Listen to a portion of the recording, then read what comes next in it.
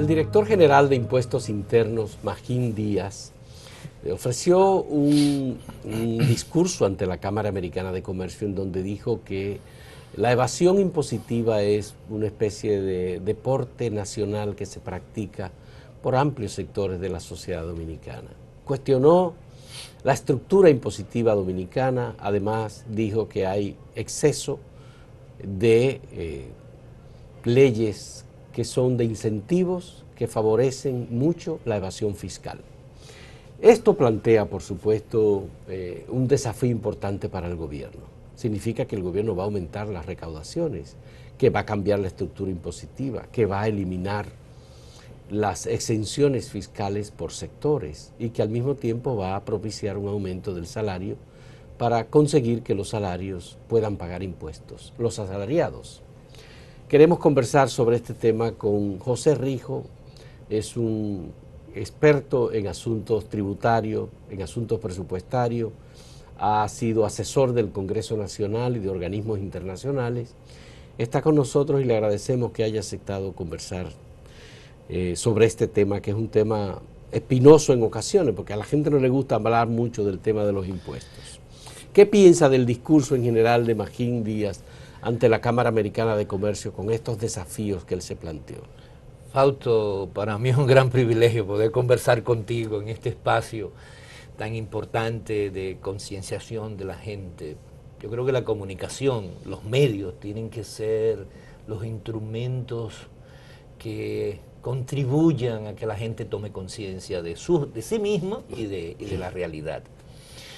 Mira, el discurso del buen amigo Magín Díaz, yo creo que fue un poco valiente por la forma en que lo planteó, pero yo me pregunto, ahora, después de 4 años, ¿el gobierno se da cuenta de la evasión fiscal? De acuerdo a la Ley de Estrategia Nacional de Desarrollo, en su artículo 36, ordena que el pacto fiscal, la reforma fiscal, y es bueno que la gente entienda que cuando hablamos de lo fiscal, tenemos que hablar de 3 componentes. Lo que son los ingresos, los tributos, ¿no?, las tasas que se pagan, lo que son los gastos, con los recursos que se recaudan se supone que se hagan, y tiene que ver con el tope de endeudamiento, tiene que ver con el financiamiento de lo que no te alcanza con tus ingresos realizar. Entonces, el gobierno, la Estrategia Nacional de Desarrollo se estableció la necesidad de un pacto fiscal. Y eso fue producto de un gran debate. Tú recordarás cómo se elaboró esa famosa estrategia y que mucha gente la recuerda cuando le conviene. Pues en ese artículo de la estrategia ordenaba que el pacto se iniciara a los 3 años, al menos antes de los 3 años, digamos así, de haberse promulgado la ley. La ley se promulgó el 26 de enero del año 2012, la ley 1 del 2012. Es decir, que 3 años, el 1 de enero del año 2015, debió haberse iniciado, haberse puesto en marcha el pacto fiscal. ¿Cuál es el primer punto que ordenaba ese pacto fiscal que tenía que iniciarse? La evasión fiscal. Disminución de la evasión fiscal. Es el primer punto. Pero esa evasión fiscal debió haberse comenzado a atacar desde el año 2012. ¿Y por qué no se ataca la evasión fiscal en el año 2012? Porque la evasión fiscal es parte de una estructura de gobierno que permite la estabilidad de una aspiración presidencial. Y lo explico de esa manera. Si el gobierno se dispone real y efectivamente a disminuir la evasión fiscal, tenemos que empezar por la evasión fiscal producto de la corrupción. A ver, explícalo. Producto de la corrupción, porque la corrupción no paga impuestos. Claro que no. Ahí hay una gran evasión, hay enriquecimiento ilícito. Y lo que te produce el enriquecimiento ilícito, una manera ¿Y es cómo? evadir el pago de impuestos. ¿Y cómo identificamos a los O a corruptos? través de la declaración de patrimonio de los funcionarios, el gobierno podría demostrar en su información que tiene de la DGI cuánto impuesto pagaron. Y si el patrimonio que tienen estos funcionarios se corresponde bajo lícito, negocios lícitos si lo consiguieron. Y no es mucho pedir eso. Bueno, no estamos hablando de responsabilidad fiscal. Sí. Bueno, es una responsabilidad de la Dirección de Impuestos Internos investigar si los patrimonios de las declaraciones de impuestos internos coincide con la declaración de patrimonio de los funcionarios. Pero ya se hizo un intento, José, con el caso del senador Félix Bautista y la Suprema Corte de Justicia rechazó esa investigación. Bueno, entonces ahí viene, por eso yo digo, del componente político. No podemos hablar de lo fiscal si no hablamos de lo político.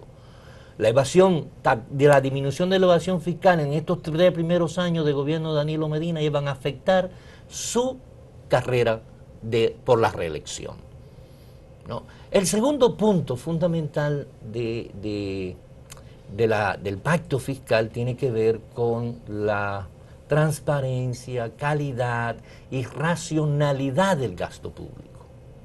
Entonces, ¿por qué no se inició en el 2015 el pacto fiscal? Porque el gobierno no podía desmontar la estructura clientelar que ha creado para mantenerse en el poder a través de lograr fidelidad del voto para las próximas elecciones a través del presupuesto general del Estado. La nómina pública ha tenido un crecimiento sostenido en la administración, en las administraciones del Partido de la Liberación Dominicana. Y en este momento realmente estamos ante la nómina pública más alta que se haya tenido en la historia del país. Así es. Cuando Danilo Medina llegó en agosto del 2012, el pago era de 88.000 millones de pesos y había que iba a ser austeridad, ¿no? Porque había que apretárselo. Se planteó el tema de la austeridad por el déficit fiscal que se había generado. Claro, 157.000 millones de pesos para que él fuera presidente. Sí.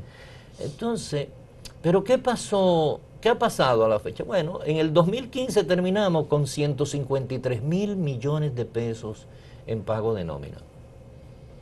Es decir, de 88 hemos subido a 153.000 millones de pesos. Y usted me dice... Más que duplicado. Entonces, ¿en qué sectores han recibido aumento salarial dentro del sector público? Educación, los maestros, los altos funcionarios, ¿no?, que se han abrogado a grandes cantidades de dinero, y ya. Los médicos están peleando todavía por su aumento salarial, a los policías no se le ha aumentado, a los militares tampoco, ¿no? Es decir, que el incremento en el pago de salario es un incremento producto de aumentar la nómina. Por eso es que crece la nómina. La nómina pública. La nómina pública. Dice Magín, y los empleos. Dice Magín Díaz en su discurso que de 1.7 millones de personas físicas que devengaron salarios en el 2015, casi 1.5 millones no pagó un solo centavo por concepto de impuestos. Es decir, que por lo menos 1.5 millones de salarios están exentos del pago del impuesto porque están por debajo del tope establecido. Ahí viene entonces la otra pata. Ya vimos. Para hablar entonces tenemos que hablar, ya vimos, de disminución de evasión fiscal, ya lo planteó. Sí. Hay un problema serio en la evasión fiscal, tenemos que hablar primero de racionalización del gasto. Otro tema tiene que ver con lo que yo denomino el populismo legislativo en materia tributaria. Es decir, se han creado una cantidad de leyes y de mecanismos y de reformas y de parche tributario. 94, dice Magín Díaz. Que realmente hacen un sistema tributario complicado, de difícil cumplimiento, con tasas muy altas que invitan a eludir, y yo lo pongo de ejemplo. Y dice Magín Díaz un último concepto que, según dice el Fondo Monetario Internacional, que es insuficiente el sistema tributario dominicano. Bueno, ¿qué ha hecho los gobiernos del 2004 para acá? Como ha aumentado la clientela política con el uso de los recursos de los recursos públicos para mantenerse en el poder estos 12 años, el PLD ha aumentado excesivamente los gastos que no reproducen beneficios para la sociedad. No hubo una gran inversión en educación en los últimos 3 años, que se viene a poner el 4%. No hubo una gran inversión en salud, en seguridad ciudadana. Se incentivó de alguna manera el deterioro de la policía y su misión en la sociedad. No hubo inversión en lo que tiene que ver con construcción de empleos de calidad, es decir, empleos de baja remuneración. Entonces, toda una política. Entonces, para todos esos gastos, el gobierno tuvo que hacerle reforma del 2004, reforma tributaria en el 2005, en el 2006, en el 2007, en el 2011, en el 2012, todos para lograr la estabilidad macroeconómica de la República Dominicana, para que sigamos creciendo, y sin embargo siempre caemos que tenemos que volver a hacer otras reformas, porque el problema es integral. Vamos a hacer una pausa, José, y yo quiero que abordemos algunos otros de los aspectos planteados por Magín Díaz, como el tema de los profesionales liberales, los chinos de la calle Duarte. Pero hay una parte que ahí él no dijo, del impuesto sobre la renta, que me gusta, lo vemos en el próximo segmento. En un momento.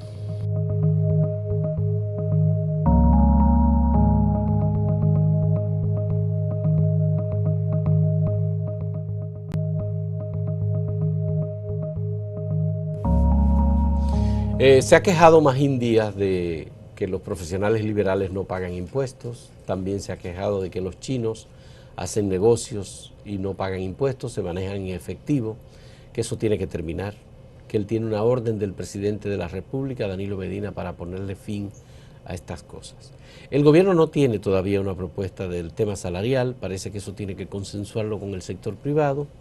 No lo mencionamos ahorita, pero te lo quiero mencionar ahora. Son de los aspectos que están ahí como parte del discurso desafiante de Magín Díaz.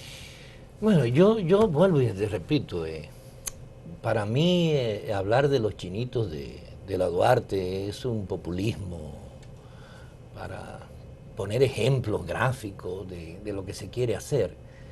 Pero es como si el director de impuestos internos no fuera funcionario de un gobierno que tiene 12 años en el poder, ¿no? Y que ha tenido el control del Congreso para modificar, reducir, eliminar las leyes que creen que no se aplican, que no deben de aplicarse, de quitar los incentivos que entienden que no deben de existir, ¿no?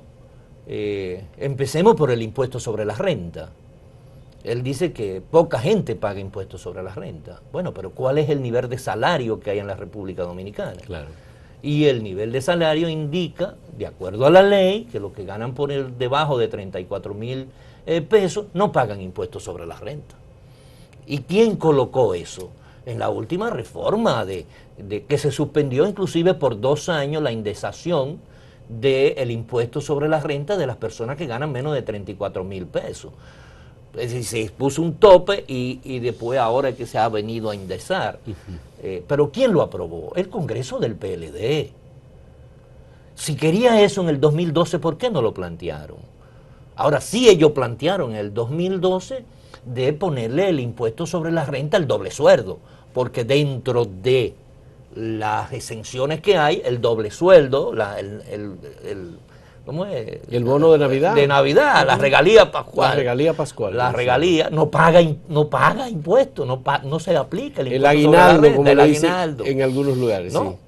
¿Por qué razón no le aplican el 18% del ITEVI a los servicios de cuidado de salud de las personas, por ejemplo, del te voy a un salón? ¿No? Porque eso representa 7,000 millones de pesos. Es decir, el problema de los tributos es la complicación que nosotros tenemos. Hablar de que no se paga impuesto, no se paga impuesto por los bajos salarios, ¿no? Ahora, ¿usted quiere que todo el mundo pague impuestos sobre la renta? Bueno, vamos a poner una tasa bajita para todo el mundo, ¿no? Que todo el mundo pague impuestos. Y el que más gane, que pague más. Si usted se gana 1 millón, bueno, usted paga el 40% de impuestos sobre la renta. Ahora, ¿quiénes son los que tienen exenciones de impuestos sobre la renta? Además de las personas físicas, son unos 6.000 millones de pesos que representa el no cobrarle el impuesto sobre la renta a los que ganan menos de 34.000 pesos, que es el 90% de la población dominicana. Porque es así, ¿no? Es decir, 1.5 dice él. 1.5 14% no paga. Dijo, el 14% nada más paga impuestos sobre la renta. Exactamente. Eso quiere decir que el 86% de la población dominicana gana por debajo de 34.000 pesos en una economía que crece un 7.4%. Entonces, es un crecimiento del Producto Interno Bruto que no se refleja en el poder adquisitivo de la gente. Yeah. Pero el otro sector que tiene que ver con el impuesto sobre la renta es zona franca. Son alrededor de 12.000 millones de pesos que no se le cobran a las zonas francas por el impuesto sobre la renta. Entonces, le vamos a poner el impuesto sobre la renta a la zona franca. Hablamos de frente. Comencemos a analizar los sectores y a decir qué va a hacer el gobierno. Bueno, ¿eso es posible? Pregunto. Entonces ahora porque viene. El gobierno tuvo una política deliberada y la mantiene reiterada de dar incentivos para que se instalen empresas de zona franca que generan empleos y que a su vez contribuyen a un crecimiento del Producto Interno Bruto del país. Entonces le van a quitar, es negocio. Le van a quitar ese incentivo. Bueno, muchas zonas francas se irán. Bueno, hay un incentivo a las inversiones en la frontera, hay incentivos al sector turístico. Pero es que ahí venimos. ¿Cuáles son los incentivos que hay? Entonces comencemos a hablar de claridad. Todo el tema de la permisología, por ejemplo. No, antes de eso, se habla de lo que se llama el gasto tributario. Bien. El gasto tributario es, por ejemplo, los generadores eléctricos no pagan el impuesto selectivo al consumo de hidrocarburos. Son unos 20.000 millones de pesos. A los hidrocarburos, es decir, de los hidrocarburos son 20.000 millones de pesos para los generadores eléctricos. Si el gobierno le cobra ese impuesto a los generadores eléctricos, el impuesto se convierte automáticamente en un costo para los generadores eléctricos. Y ese generador eléctrico entonces lo va a transferir a la tarifa. Sí. Es decir, eso de alguna manera es un subsidio que le está dando supuestamente el gobierno a los pobres sin que los pobres los reciban, porque no hay luz, no hay energía realmente. Pero además hay un subsidio adicional de aproximadamente 1.000 millones de dólares cada año al sector eléctrico por el no pago de la energía o las pérdidas que tiene el sistema eléctrico. Ese es el subsidio directo que se da. El subsidio directo. ¿No? El subsidio directo que se da a través de la Corporación Dominicana. Pero ese es diferente el no cobro de los impuestos a los generadores eléctricos. Correctamente. Que son 20.000 millones de pesos. Ya. Entonces, pero ¿qué va a pasar con la tarifa eléctrica? Ya. Esos son aproximadamente 500 millones Ahora, de euros. El gasto y la construcción, por ejemplo, de la tarifa eléctrica, lo que consumimos más de 700, de alguna manera subsidiamos a los que consumen menos de 300. Sí. Entonces, ¿cuánto de lo que consumen menos de 300 realmente pagan la tarifa? Entonces, ahí hay un populismo. No se le quiere, bueno, usted es humilde, pero está consumiendo energía. Ya. Entonces, José, pero el otro componente es importante, que es el ITEVIS. Ya. Es el impuesto de la transferencia de bienes industrializados. Pero el ITEVIS tiene una evasión fiscal por debajo de la tasa general de evasión fiscal que hay en el país. El ITEVIS creo que tiene un 28% de evasión. Eso es lo que han dicho las autoridades. Antes de irse fue lo que dijo Guarocuya Félix. Sí, 28-29%. El secretario administrativo de la presidencia dijo que era un 40%. ¿Recuerdas? Sí, claro. El secretario administrativo. Sí, José Ramón Peralta. Sí. Entonces, pero ¿qué pasa con el ITEVIS? La estructura del ITEVIS te invita a tú eludirlo. No a tú no, a tú eludirlo. Si yo tengo un servicio y ese servicio tú me pides que te brinda mi servicio y digo, bueno, te voy a cobrar 100,000 pesos por ese servicio, más el ITEVI, que son 18,000 pesos. Me dice, hijo, pero ven acá, yo te voy a pagar eso en efectivo, yo no necesito que tú me des comprobante fiscal. Es decir, yo no necesito que tú registres esta venta de este servicio a mí, ¿no? Entonces, yo recibo los 100,000 pesos, pero ya yo adelanté, porque para darte el servicio tuve que comprar algún material. Ya yo adelanté una parte del ITEVI. Pero la otra parte que no te cobro a ti como consumidor, no es que me lo estoy robando. Es que no lo estoy eludiendo de aplicarlo. Sí. Ahora, si fuera un 6%, un 7%, no tuviéramos el invento de que no me dé un comprobante fiscal. ¿Bajaría la recaudación gubernamental en general o subiría? Se incrementarían enormemente. Si se baja la tasa, se incrementa, porque un incremento de tasa obliga a la evasión, invita, y invita también al contrabando. Aquí tuvimos una tasa generalizada de impuestos, creo que de un 10%, sí, en un momento en los gobiernos de Joaquín Balaguer. Se subió al 12, después al 16, ¿no? Comenzamos con un 6. Ha habido propuestas de tasas diferenciadas de ITEVI para beneficiar a determinados sectores, como la tienen algunos países, pero eso nunca se ha aplicado aquí. No. Además, ahora mismo hay una tasa diferenciada nada más, que tú este año estás pagando un 16% al café, al aceite, al chocolate, al yogur y a la mantequilla, que ese fue el ensayo en la reforma del 2012 para ir hacia buscar el ITEVI de productos, alimentos procesados que no pagan ITEVI. Eso representa 49,000 millones de pesos. Es decir, que de 212,000 millones de pesos, que son lo que se llama el gasto tributario, ese impuesto que no se cobran por exenciones, por facilidades, por incentivos, 103,000 millones de eso es de ITEVI. El 49% de las exenciones fiscales que hay aquí es de ITEVI que no se cobra. ¿A qué? A productos, alimentos. Yeah. Los embutidos no pagan ITEVI. Los embutidos. Yeah. Ni las harinas. Yeah. Entonces es posible que por ahí, a la avena. Recuérdate que inclusive en el 2012 se planteó de ponerle el ITEVI a la tripita. También. ¿No? Sí. Porque de que con la tripita se introducía por importación filete. Porque cuando tú tienes una exención, te permite burlar de alguna manera. Un poco de malicia, como dijo Mahindia. Crea una pizca de creatividad y un poquito de malicia. Claro. Ahora, ¿de quién es responsabilidad eso? Del Estado. Del Estado. Ahora, ¿para qué quiere el Estado más dinero? Vamos a ver, ese es el próximo tema que yo quisiera que en el último segmento abordáramos, porque hay informaciones que evidencian que el gobierno ha seguido aumentando el gasto y no ha mejorado una cuestión esencial que tiene que ver con la calidad de ese gasto. En un momento retornamos con José Rijo. Prescott.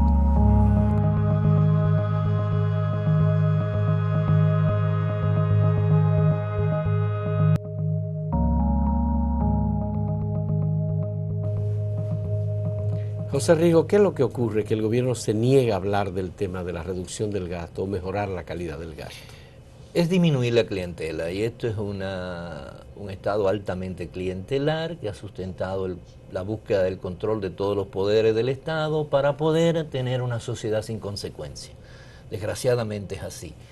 Cuando uno analiza qué es lo que se está proponiendo para el año que viene y cuáles son las necesidades que tiene el gobierno de recursos del año que viene, lo primero es que salta que manteniendo el nivel de gasto del año 2015 y con algunos ajustes en determinadas áreas muy mínimas, el gobierno necesita incrementar la recaudación de impuestos por lo menos en un 2% del PIB. Del Producto Interno Bruto. 2%. Estamos 70,000 millones. 70,000 millones de Tenía que buscar 70,000 millones de pesos. Pero fíjate, el gasto en nómina en el año 2015 fue de 3.395 millones de dólares.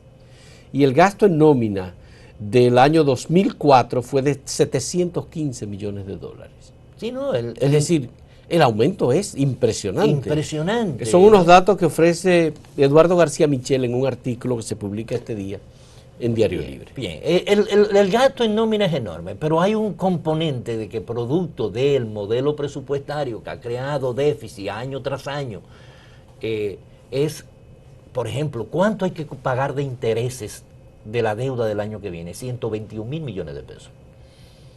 De entrada el gobierno necesita 121.000 millones de pesos para honrar los intereses, ¿no? Necesita 143.000 millones para el 4% de educación. Pero los precios internacionales del petróleo, por ejemplo, ha sido una gran ayuda para la administración del presidente. Claro que sí, pero Medina. también un problema para el financiamiento que tenía con Petrocaribe, porque eso de 12.000 millones de pesos apenas ha recibido unos 1.000 y pico millones de pesos de financiamiento este año, ¿no? Unos 4.000 millones ya lleva el 31 de agosto. Entonces tú tienes educación 4%, 143.000 millones, 121.000 millones por el lado de los intereses, 130.000 millones para el resto del poder, de todo el poder ejecutivo, unos 22.000, 23.000 millones para los poderes y organismos constitucionales, dejando a la justicia prácticamente en el mismo nivel de presupuesto de este año. Para los programas sociales, unos 19.000 millones de pesos. Para la recapitalización del Banco Central, unos 25.000 millones de pesos. Eso no se ha cumplido nunca, José. No, pero te estoy diciendo el 25.000 millones violando la ley, porque la ley dice que es el 1.4%, pero el Ejecutivo le va a seguir dando el 0.7%. Ya para este año debió de haberse finalizado la recapitalización del Banco Central. Pero eso no, el cuasi fiscal está altísimo. 430.000. 400.000 millones de pesos. Sí, es decir, y eso es producto de que el gobierno no cumple. Todo eso te va a llevar a un déficit de encima de 118.000 millones de pesos. Pero entonces, ¿de dónde tú vas a buscar? Bueno, tú necesitas el dinero. Lo dice Magín Díaz, van a buscarlo. Y van a buscarlo presionando y bajando tanto como sea posible la evasión fiscal. Pero penalizando a la población con un incremento, porque no hay manera por la evasión fiscal de obtener los recursos que se requiere para el año que viene. Y las demandas sociales de incremento salarial, de una mejor justicia, de un mejor sistema de salud, de un mejor sistema de seguridad ciudadana con mejores salarios, el gobierno tendría que buscar no un 2%, tendría que buscar un 4% del Producto Interno Bruto. Ya, bueno, pues el panorama que nos pinta y que nos está describiendo José Rijo es con una gran dificultad. Para preocuparse. Pero con una gran dificultad final. ¿Cuál es? De que el gobierno no está consiguiendo apoyo presupuestario de los organismos multilaterales y bilaterales. Es que no le interesa porque el gobierno está recurriendo a la emisión de bonos. Indudablemente. Indudablemente. El 60% de nuestra deuda ya está en Entonces ya el Fondo Monetario, el Banco Mundial, el Banco Interamericano de Desarrollo dejaron de ser organismos de interés del gobierno. Así es, lamentablemente. Así es. Bueno, muchas gracias a José Rijo por aceptar este diálogo con nosotros y gracias a ustedes por la compañía analizando este discurso de Magín Díaz, el director general de Impuestos Internos del gobierno dominicano.